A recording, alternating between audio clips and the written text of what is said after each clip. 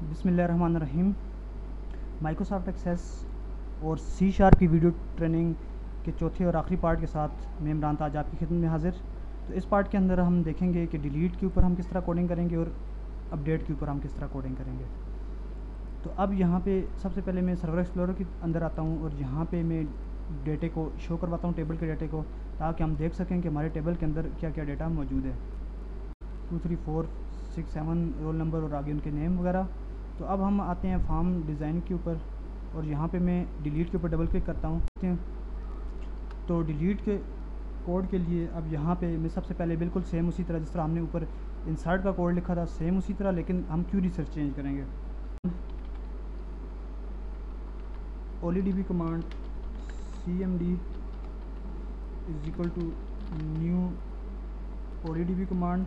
अब यहाँ पे मैंने OLEDB कमांड का एक जो है वो एक ऑब्जेक्ट डिक्लेयर कर दिया।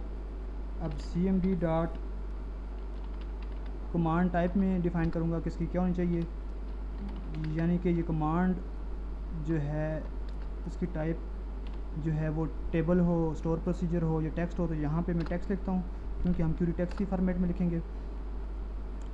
तो अब उसके बाद यहाँ पे मैं नेक्स्ट लाइन में यहाँ पे मैं लिखता हूँ cmd डॉट कमांड टेक्स्ट, क्योंकि टाइप भी डिफाइन कर दिया, अब टेक्स्ट क्या होना चाहिए। तो यहाँ पे मैं लिखता हूँ इक्वल टू, अब यहाँ मैं क्यूरी लिखूँगा। तो क्यूरी क्या है, डिलीट फ्रॉम स्टूडेंट इन्फो। अब स्टूडेंट इन्फो से डिलीट कर दो। अब क्या चीज़ डिलीट करो, स्टूडेंट इन्फो में तो बहुत सा डेटा पड़ा हुआ है, तो किस डेटा को डिलीट करो। तो यहाँ उसके लिए रिस्ट्रिक्शन के लिए मैं वेयर की क्लास यूज़ करता हूँ, where roll number is equal to. अब रोल नंबर क्या होना चाहिए, तो याद रखें इसको आप यहाँ पे ब्रैकेट्स में नहीं डालेंगे तो वो एरर देगा आपको, तो इसलिए आप इसको ब्रैकेट्स के अंदर लिखें roll number is equal to. अब यहाँ पे मैं डबल कोट्स डाल देता हूँ क्योंकि ये नंबर डेटा है। अगर नंबर ना होता, इसके अलावा कोई डेटा होता तो हम सिंगल कोट्स के अंदर उसको लिखते। तो यहाँ पे मैं लिखता हूँ roll number text box dot text. अब roll number text box dot text के अंदर जो है जो डेटा है उसको डिलीट कर दो। अब यहाँ पे प्लस साइन डालने के बाद मैं इस ब्रैकेट को क्लोज़ कर देता हूँ। अब यहाँ उसी तरह मैं लिखता हूँ cmd डॉट कनेक्शन। अब इसका मैं कनेक्शन डिफ़ाइन करता हूँ कि cmd का कनेक्शन क्या होना चाहिए। तो कनेक्शन जो है जो हमने माइक ऑन कनेक्शन डिफ़ाइन किया था यहाँ पे ऊपर, sorry, equal to my con जो कनेक्शन था वो कनेक्शन होना चाहिए। अब अगर वो कनेक्शन इसके अंदर आ चुका है तो उस कनेक्शन को अब हम ओपन कर लेते हैं। उसको हमने ओपन कर दिया। अब उसके बाद मैं लिखता हूँ cmd dot execute non query function, कि ये क्यूरी जो है इसके ज़रिए एग्जीक्यूट हो और अपना प्रोसेस करे, और लास्ट में प्रोसेस करने के बाद ये कनेक्शन जो है क्लोज़ भी हो जाए। इस कनेक्शन को मैं क्लोज़ कर देता हूँ। अब मैं इसको एग्जीक्यूट करता हूँ। अब यहाँ पे आप देख रहे होंगे ये हमारे पास डेटा है। अब मैं 7 नंबर के डेटे को डिलीट करना चाह रहा हूँ। मैं डिलीट पे क्लिक करूँगा तो ये डेटा डिलीट हो चुका। अब कैसे, यहाँ पे अगर हम आएँ क्यूरी के अंदर तो यहाँ पे अब इस क्यूरी को एग्जीक्यूट करवाएं दोबारा से, तो आप देखेंगे रोल नंबर 7 जो है वो अब नहीं रहा। अगर आप इसको दोबारा भी एग्जीक्यूट करें अपने इस प्रोग्राम को, फॉर एग्ज़ाम्पल हम ऊपर चलते हैं, यहाँ पे इसको एग्जीक्यूट करवाते हैं। अब यहाँ पे देखें हम नेविगेट करवा रहे हैं लेकिन यहाँ पे वो 7 नंबर डेटा कहीं पे भी शो नहीं हो रहा। अब हम आते हैं अपडेट की तरफ। दोबारा मैं डिज़ाइन के अंदर जाता हूँ, अपडेट के ऊपर मैं डबल क्लिक करता हूँ, इसके अगेंस्ट इवेंट हैंडलर जनरेट हो गया। अब यहाँ पे भी मैं सेम यही क्वेरी लिखता हूँ, OLEDB command cmd is equal to new OLEDB command, और उसके बाद यहाँ पे मैं लिखता हूँ cmd dot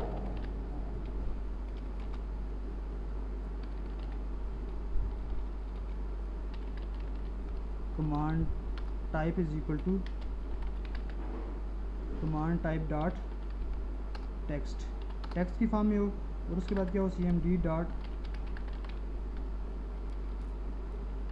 command text is equal to, अब यहाँ पे क्या हो अपडेट की क्यूरी हो, अपडेट, अब क्या चीज़ अपडेट हो, तो यहाँ पे मैं लिखता हूँ std info, ये अपडेट हो, और अपडेट ये तो हो लेकिन इसके अंदर कहाँ से अपडेट हो, तो यहाँ पे मैं कौन कौन सी फील्ड्स अपडेट हो, तो उन फील्ड्स को मैं सेट के कीवर्ड के साथ लिखता हूँ। तो यहाँ पे मैं लिखता हूँ सेट के कीवर्ड के साथ, यहाँ पे इसको मिनिमाइज़ कर देते हैं ताकि हमें पता चल सके कौन कौन सी फील्ड से क्या क्या नाम है, तो एग्जैक्ट नेम लिख सकें। तो मैं रोल नंबर को छोड़ के बाकी सबको कर लेता हूँ, तो एस नेम, अब एस नेम तो है, अब S name is equal to, S name क्या होना चाहिए अपडेट में, तो यहाँ पे मैं सिंगल कोट्स, क्योंकि ये टेक्स्ट डेटा इसलिए मैं यहाँ पे सिंगल कोट्स के अंदर लिखूँगा, प्लस जो टेक्स्ट बॉक्स जो है name text box dot text के अंदर है उसको तुम अपडेट कर दो, इसके अंदर स्टोर करवा दो, प्लस दोबारा कोड डाला, इसको क्लोज़ किया। अब यहाँ कामा में डालूँगा क्योंकि अब मैं नेक्स्ट वैल्यू लिखूँगा, नेक्स्ट वैल्यू के S father is equal to, अब ये भी क्या होना चाहिए, एस फादर जो है ये फादर टेक्स्ट बॉक्स के अंदर डॉट टेक्स्ट के अंदर जो डेटा है वो होना चाहिए। यहाँ मैं नेक्स्ट लाइन में आ जाता हूँ, अब यहाँ पे देखें ये father text box dot text के अंदर जो डेटा है, अब मैं नेक्स्ट लाइन के अंदर मूव कर देता हूँ यहाँ से, अगर आप देख रहे होंगे नेक्स्ट लाइन के अंदर मूव कर रहा हूँ। अब यहाँ पे फादर के बाद नेक्स्ट जो डेटा था वो एड्रेस का होगा, तो यहाँ पे इसको तो पहले मैं क्लोज़ कर लूँ इसके सिंगल कोट्स को, कामा डाल के यहाँ मैं नेक्स्ट लिखता हूँ एड्रेस, तो यहाँ पे एड्रेस मैंने लिख दिया, एड्रेस इज़ इक्वल टू इसका सिंगल कोट डबल कोट और ये, अब यहाँ पे मैं लिख देता हूँ address text box dot text, और उसके बाद प्लस साइन के बाद मैंने डबल कोट फिर डाला और इसको इसका सिंगल कोड भी क्लोज़ कर दिया। अब जब यहाँ तक मैं क्यूरी लिखूँगा और बाकी कोड इसको एग्जीक्यूट करवाऊँगा, तो ये याद रखें कि सारे का सारा डेटा जो है वो अपडेट हो जाएगा, जितनी भी रोज़ हैं सारी की सारी अपडेट हो जाएंगी जो हमने टेक्स्ट बॉक्स के अंदर लिखा हुआ होगा। तो इसको स्टिक करने के लिए मैं यहाँ वेयर की क्लास यूज़ करूँगा, वेयर, अब यहाँ पे मैं लिखता हूँ रोल नंबर, तो याद रखें मैंने पहले भी बताया था कि आप इसको ब्रैकेट के अंदर रखेंगे, where roll number is equal to, roll number क्या होना चाहिए plus roll number text box dot text, roll number text box dot text होना चाहिए प्लस, और यहाँ पे मैं इस ब्रैकेट को क्लोज़ कर देता हूँ। अब बाकी उसी तरह मैं लिखता हूँ cmd dot connection is equal to my connection यानी माईकॉन, और माईकॉन डॉट ओपन, इसको हमने ओपन कर दिया। अब यहाँ पे मैं लिखता हूँ cmd dot execute non query, और उसके एंड में माईकॉन डॉट, इसको हम क्या कर लेते हैं क्लोज़ कर लेते हैं, क्लोज़। अब मैंने इसको क्लोज़ कर लिया। अब यहाँ पे देखें, अब मैं इसको एग्जीक्यूट करवाता हूँ। अब यहाँ पे ये डेटा है, अब मैं इसको चेंज करना चाहूँगा, तो यहाँ पे मैं इसको अपडेट करता हूँ और यहाँ पे मोहम्मद इजाज़ कर देता हूँ। अब मैं इसको अपडेट करता हूँ, अपडेट करने के बाद मैंने इसको क्लोज़ किया, यहाँ क्यूरी की तरफ आए। अब इस क्यूरी को मैं एग्जीक्यूट करवाता हूँ, तो यहाँ पे देखें ये डेटा जो है वो अपडेट हो चुका। तो ये तो लास्ट लेक्चर था एक्सेस डेटाबेस का, और मुझे उम्मीद है कि आपने इन लेक्चर्स को एंजॉय किया होगा।